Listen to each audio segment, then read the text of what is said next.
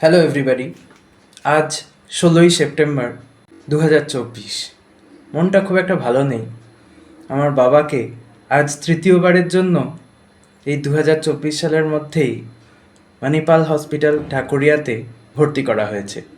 আমরা গত দুইবারেই বাবার পাশে থাকতে পেরেছিলাম, তবে এবারে হাতে ছুটি নেই আর ফ্লাইট টিকিটও আমরা অ্যাফোর্ড করতে পারলাম না। বাবাকে যে ডক্টর দেখতেন তিনি পরের দিনেই ডায়ালিসিসের নিদান হেঁকেছিলেন। সেটা ছিল মার্চ মাস। তাই আমরা সেকেন্ড ওপিনিয়নের জন্য কলকাতার এক ভালো ডাক্তারবাবুর কাছেই নিয়ে গেছিলাম। তারপর 2 মাস অন্তর পর দুবার বাবাকে ভর্তি করানো হয় মানিপাল হসপিটালে, যার আগের নাম ছিল আমরি ঢাকুরিয়া।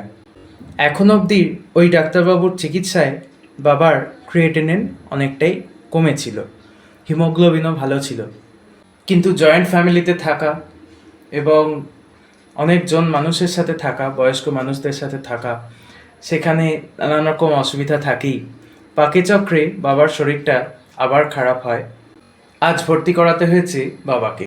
মায়ের সাথে ছোটদি অর্থাৎ আমার জ্যাঠতুতো দিদি গিয়ে ভর্তি করিয়েছে আমার বাবাকে। আগের বারেও মা আর ছোট দিদিই গেছিল বাবাকে ভর্তি করাতে।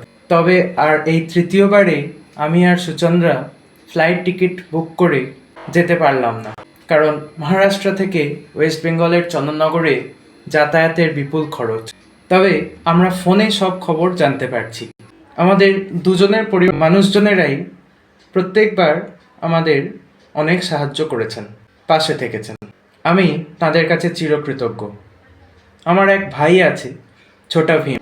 সে আর তার মা আমাদের পরিবারের চেয়েও বেশি ভালোবাসা দিয়েছে, পাশে থেকেছে। শুধু এটুকুই চাই, যেন বাবা সুস্থ সবল হয়ে তাড়াতাড়ি বাড়ি ফিরে যেতে পারে। আমরা সুদূর মহারাষ্ট্রে থাকি। চাকরির বহু সন্ধান করেছি, কিন্তু পশ্চিমবঙ্গে কোনো সাড়াই মেলেনি।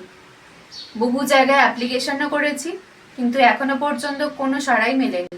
আমরা দুজনেই ফরাসি ভাষা ও সাহিত্য পড়াই।